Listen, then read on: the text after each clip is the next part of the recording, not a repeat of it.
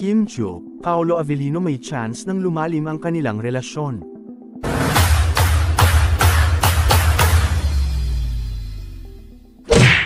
Hindi na basta-basta na mabubuwag ang tambalan nina Paolo Avellino at Kim Chiu dahil patuloy pa rin silang nagkakasama sa mga susunod niyang project, endorsements at mga shows.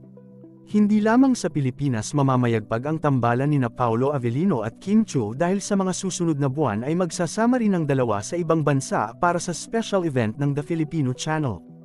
Una ay sa Dubai, para sa Kapamilya Kalayaan Caravan na magaganap sa darating na June 9, 2024. Susundan naman ito sa Birmingham na magaganap naman sa darating na June 30, 2024. Talagang namamayagpag ngayon ang tama-abalang Kim Chiu at Paolo Avellino dahil maging ang mga TFC subscribers ay hinihiling ang appearance ng dalawa dahil sa labis na kilig na pinapadama ng mga ito sa kanilang mga tagahanga.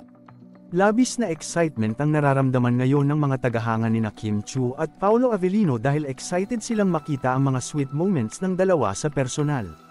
Naniniwala naman ang ilang mga tagahanga ng dalawa na ito na umano ang tamang pagkakataon para lalong lumalim pa ang kanilang ugnayan dahil sa kanilang pagsasama at pagkakaroon ng oras para makilala ng lubos ang isa't isa.